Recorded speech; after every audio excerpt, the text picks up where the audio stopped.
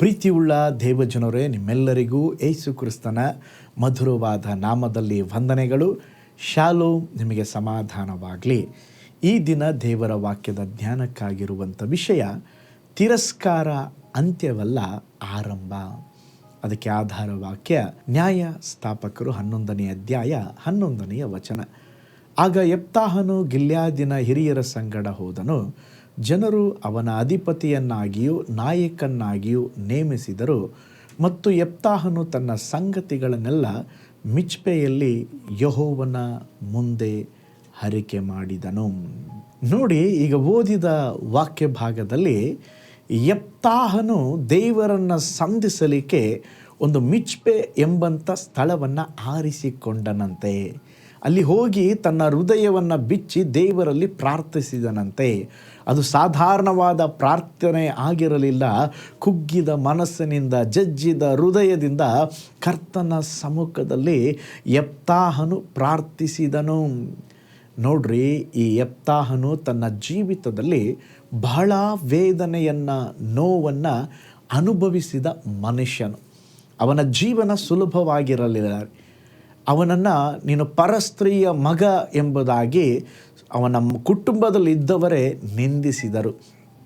ನೀನು ಪರಸ್ತ್ರೀಯಲ್ಲಿ ಹುಟ್ಟಿದವನು, ಆದುದರಿಂದ ನಮ್ಮ ತಂದೆಯ ಮನೆಯಲ್ಲಿ ನಿನಗೆ ಬಾಧ್ಯತೆ ಇಲ್ಲ ಎಂಬುದಾಗಿ ಅವನನ್ನು ಮನೆಯಿಂದ ಹೊರಗಡೆ ಹಾಕಿಬಿಟ್ಟಿದ್ದರು. ಸಹೋದರರೇ ಅವನನ್ನು ಮನೆಯಿಂದ ಹೊರದೊಬ್ಬಲ್ಪಟ್ಟವನಾಗಿದ್ದನು. ಮತ್ತು ಅವನು ಹೇಳಿದ್ರು, ಪಿತ್ರಾರ್ಜಿತ ಅಂದರೆ ತಂದೆಯ ಆಸ್ತಿ ಪಾಲು ನಿನಗೆ ಇಲ್ಲ. ಆದರೆ ಇವನೇನು ಮಾಡಿದನ್ರಿ, ಎಲ್ಲೋ ಒಂದು ದೂರ ಹೋಗಿ ಅಲ್ಲಿ ಒಂದು ಸ್ಥಳ ಇತ್ತು, ಅದು ದೇವರನ್ನು ಸಂಧಿಸುವ ಒಂದು ಸ್ಥಳ, ಮಿಚ್ಪೆ ಎಂಬುದಾಗಿ ಆ ಸ್ಥಳವನ್ನು ಸಿದ್ಧ ಮಾಡಿಕೊಂಡು ಯಾವಾಗಲೂ ದೇವರ ಮುಂದೆ ತನ್ನ ಕಾರ್ಯಗಳನ್ನು ಹೇಳಿಕೊಂಡು, ದೇವರೇ ನನಗೆ ನೀನೇ ಆಧಾರ ಅಂತೇಳಿ ದೇವರನ್ನ ಬಲವಾಗಿ ಹಿಡಿದುಕೊಂಡ. ಹಾಗೇ ಹೋಗುವಾಗ ಒಂದು ದಿನ ಯುದ್ಧ ಆರಂಭವಾಯಿತು ರೀ. ಯುದ್ಧ ಆರಂಭವಾದಾಗ ಯಾರು ಬೇಡ ಅಂತ ತಳ್ಳಿಬಿಟ್ಟಿದ್ರು, ಬೈಬಲ್ ಹೇಳುತ್ತೆ ನೋಡ್ರಿ, ತಳ್ಳಿಬಿಟ್ಟ ಕಲ್ಲೇ ಮುಖ್ಯ ಮೂಲೆಗೆಲ್ಲಾಗತ್ತಂತೆ.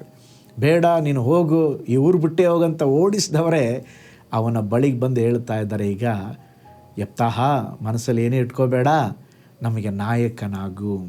ವೈರಿಗಳು ಬರ್ತಾ ಇದ್ದಾರೆ, ನಮಗೆ ಫೈಟ್ ಮಾಡಲಿಕ್ಕೆ ಆಗ್ತಾ ಇಲ್ಲ, ನಿನ್ನನ್ನೇ ನಾವು ನಾಯಕನಾಗಿ ನೇಮಿಸ್ತೇವೆ, ದಯವಿಟ್ಟು ಬಂದು ನಮಗೆ ಸಹಾಯ ಮಾಡು. ಯೆಫ್ತಾಹನ ಮೇಲೆ ದೇವರಾತ್ಮ ಇಳಿದು ಬಂದಾಗ ಅವನು ಸುಲಭವಾಗಿ ವಿರೋಧಿಗಳನ್ನು ಸೋಲಿಸಿ ಜಯವನ್ನು ಹೊಂದಿದನಂತೆ. ನೋಡ್ರಿ, ಯಾರು ನೀನು ಬೇಡಂತೆ ಊರಿಂದ ಹೊರಗಡೆ ಹಾಕಿದ್ರೋ ಅದೇ ಊರು ಜನ ಬಂದು ಬೇಡ್ಕೊಳ್ತಾ ಇದ್ರೆ, ದಯವಿಟ್ಟು ನಮ್ಮ ಊರಿಗೆ ನೀನು ನಾಯಕನಾಗು.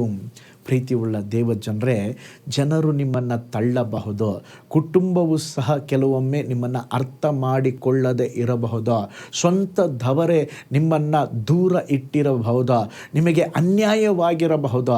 ಆದರೆ ಸ್ತೋತ್ರ, ತಿರಸ್ಕಾರ ಅಂತ್ಯವಲ್ಲ, ಆರಂಭ. ನೀವು ತಲೆ ತಗ್ಗಿದ ಸ್ಥಳದಲ್ಲಿ ದೇವರು ನಿಮ್ಮ ತಲೆ ಎತ್ತಿ ನಡೆಯುವಂತೆ ಮಾಡುತ್ತಾರೆ.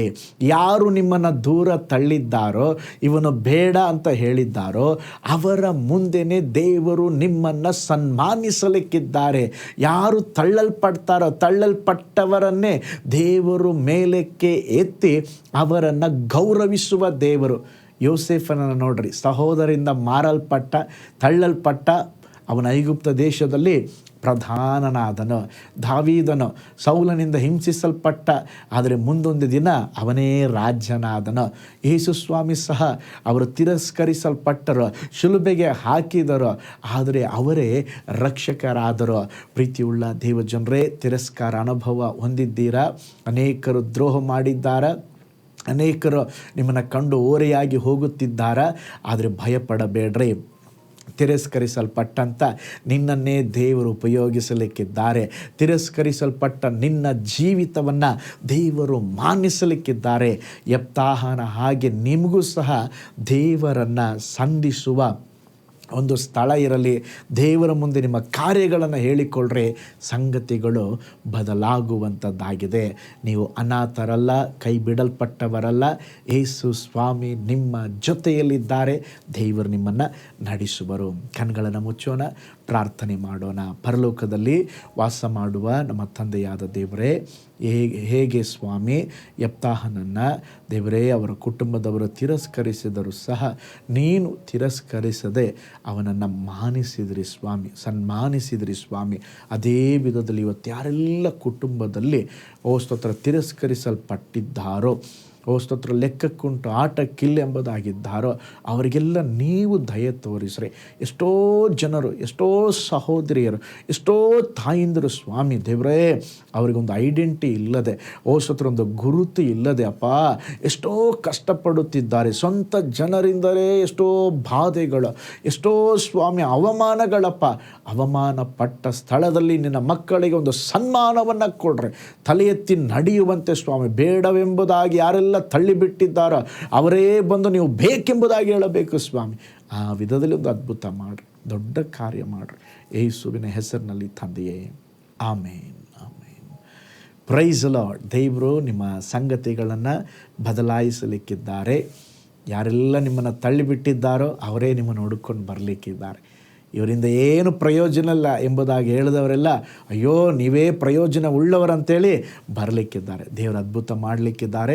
ನಿಶ್ಚಯವಾಗಿ ನೀವು ಸಹ ಯೆಪ್ತಾಹನ ಹಾಗೆ ದೇವ ಸಮ್ಮುಖದಲ್ಲಿ ಹೋಗಿ ಅವರನ್ನು ಸಂಧಿಸುವ ಒಂದು ಸಮಯವನ್ನು ಇಟ್ಟುಕೊಳ್ಳ್ರಿ. ನಿಮ್ಮ ಜೀವಿತದಲ್ಲಿ ಸಹ ದೇವರ ಅದ್ಭುತವನ್ನು ಮಾಡಲಿಕ್ಕಿದ್ದಾರೆ. ಈ ದೈನಂದಿನ ಧ್ಯಾನ ನಿಮಗೆ ಆಶೀರ್ವದಿಸಲ್ಪಟ್ಟಿದ್ದರೆ ಈ ವಾಕ್ಯ ಭಾಗಗಳನ್ನು ಇತರರೊಟ್ಟಿಗೆ ಶೇರ್ ಮಾಡಿಕೊಳ್ಳ್ರಿ. ಅದು ಮಾತ್ರವಲ್ಲ, ನಂಬಿಕೆಯಿಂದ ಸಾಗುವ ಈ ಸೇವೆಗೆ ದೇವರು ನಿಮ್ಮ ಜೀವಿತದಲ್ಲಿ ಪ್ರೇರೇಪಿಸಿದರೆ ದೇವರ ರಾಜ್ಯಕ್ಕಾಗಿ ನಿಮ್ಮ ಕಾಣಿಕೆಗಳನ್ನು ಬಿತ್ತರಿ. ದೇವರು ನಿಮ್ಮನ್ನು, ನಿಮ್ಮ ಕುಟುಂಬವನ್ನು ಬ್ಲೆಸ್ ಮಾಡಲಿ. ನಾಳೆ ಮತ್ತೊಂದು ದೈನಂದಿನ ಧ್ಯಾನದಲ್ಲಿ ನಾನು ನಿಮ್ಮನ್ನು ಸಂಧಿಸ್ತೇನೆ. ನಾನು ನಿಮ್ಮ ಪ್ರೀತಿಯ ಸೇವಕ pastor Paul Joy. God bless you.